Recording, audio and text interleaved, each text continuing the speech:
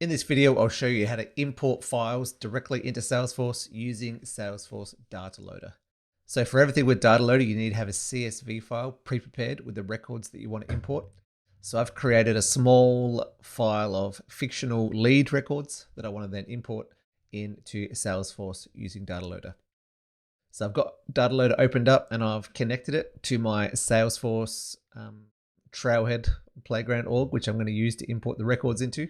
So what I'm going to click is Insert to add some new records.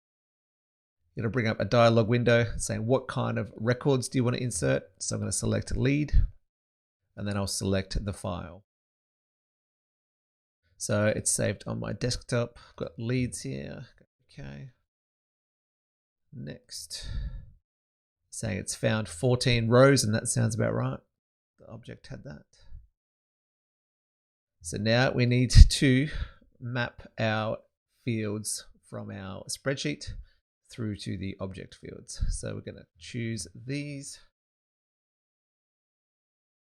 I can give it a chance to auto match ones that it finds, and it has found that first name is first name, last name. Now for company name, drag that one down, match it up with company. So you can drag and drop fields from the list up there, but it will auto match if you give it a chance. So it's found 4 of them.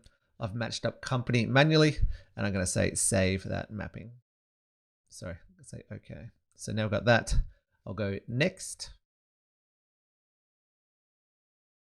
So where does it want to load, I guess, the success file? So once it's done its job, it'll give you some CSV files confirming what has happened. So yes, I want it to go to my downloads, and I'll press finish. It's saying, are you sure you want to insert? I'll say, yes, I am. So operation has been completed. There were 14 successful inserts.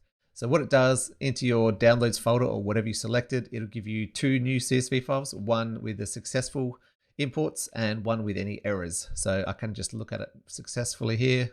So I've got 14 successes and I can check errors, and there was 0 errors. So when you're doing a large data set, that's a really useful tool to catch those errors so you can then investigate and fix those up. But that is now a completed insert operation, adding some new leads to a Salesforce org using Data Loader. I hope that helps.